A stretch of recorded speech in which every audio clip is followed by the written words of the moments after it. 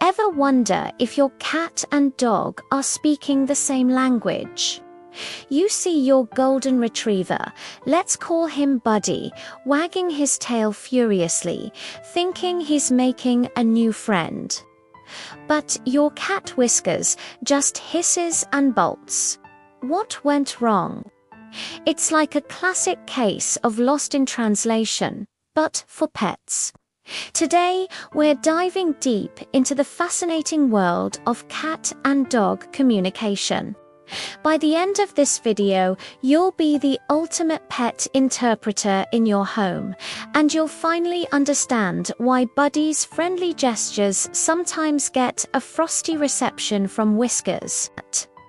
Let's decode their secret languages. So you've got Buddy, your happy-go-lucky golden retriever, and Whiskers, your majestic feline ruler. They live under the same roof, but it often feels like they're from different planets.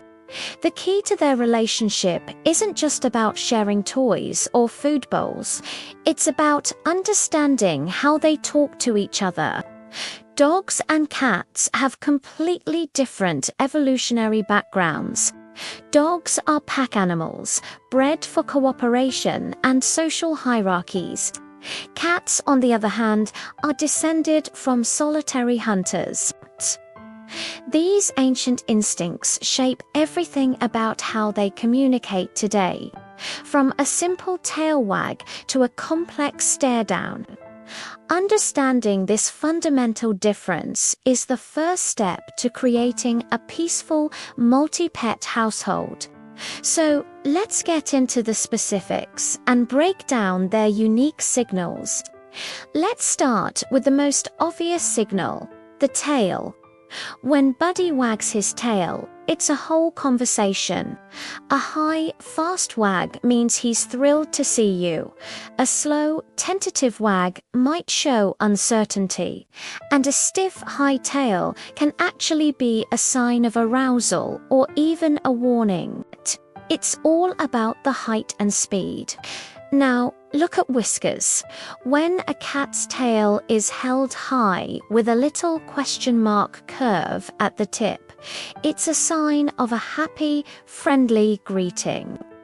But if that same tail starts twitching or thumping on the ground, it means they're getting annoyed or overstimulated, and a big, puffy bottle brush tail. That's a clear signal of fear or aggression. So, when Buddy's happy wag meets Whiskers' annoyed twitch, it's easy to see how wires get crossed. One's saying, "Let's play," while the other is screaming, "Back off." Next up, the eyes. They say the eyes are the windows to the soul, and for our pets, that's definitely true. For a dog like Buddy, direct eye contact is a big deal. In the dog world, a long, hard stare can be a challenge or a threat. That's why submissive dogs will often look away, breaking eye contact to show they mean no harm. When Buddy gives you those soft, puppy dog eyes, he's showing trust and affection. Cats, however, have a totally different take on eye contact. A slow blink from a cat is the equivalent of a kiss. It's their way of saying, "I trust you and feel comfortable around you." If you slow blink back at Whiskers, you're speaking her language. But a wide-eyed, unblinking stare, that's a sign of fear or aggression. A confident, relaxed cat will have soft, half-closed eyes, so a dog's challenging stare can be deeply intimidating to a cat who's just trying to offer a friendly, slow blink. How about greetings? This is where things get really interesting. When Buddy meets a new dog, he goes right for the sniff test, usually around the rear end.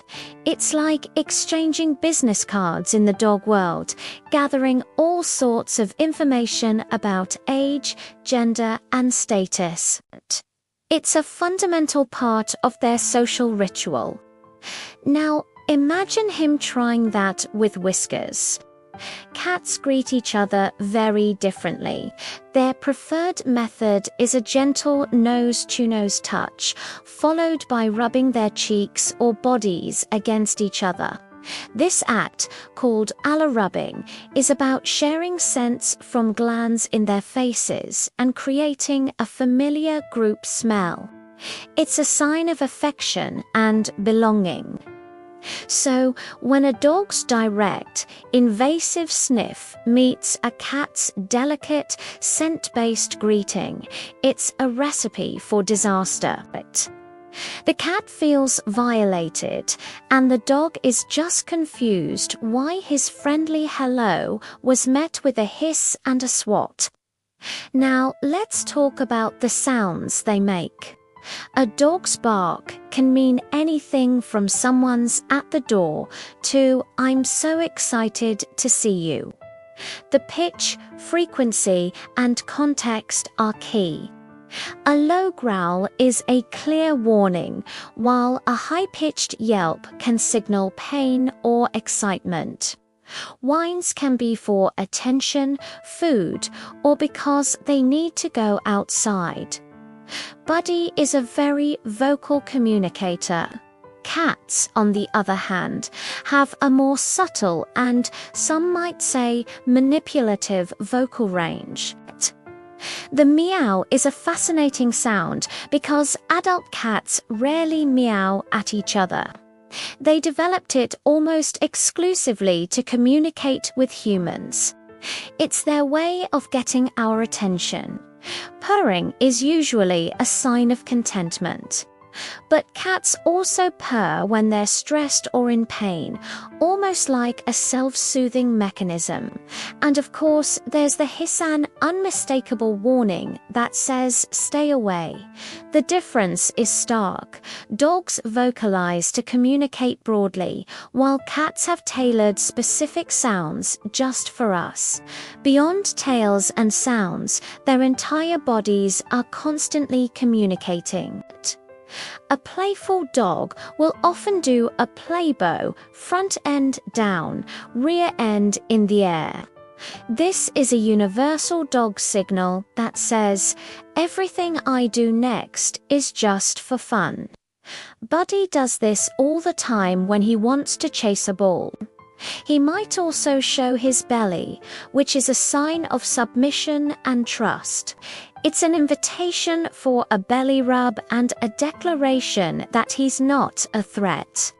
A cat's body language is more about posture and subtlety. An arched back with fur standing on end is a defensive posture designed to make them look bigger and more threatening. A cat rolling onto its back might look like a dog's submissive belly-up pose, but it's often a defensive trap. They're exposing their belly but have all four paws and claws ready to strike. It's a sign of trust, yes, but not an open invitation for a tummy tickle like it is with a dog.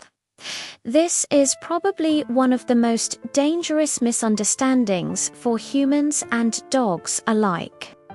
Finally, we need to consider their social structures. Dogs are pack animals through and through. They have a deep-seated instinct to understand hierarchy and their place within the group. They look for a leader, and in a home environment, that leader should be you. This is why they are often eager to please and respond well to training. Their social world is built on cooperation and clear roles. Buddy thrives on knowing the rules and being part of his family pack. Cats, descending from solitary hunters, operate on a different system.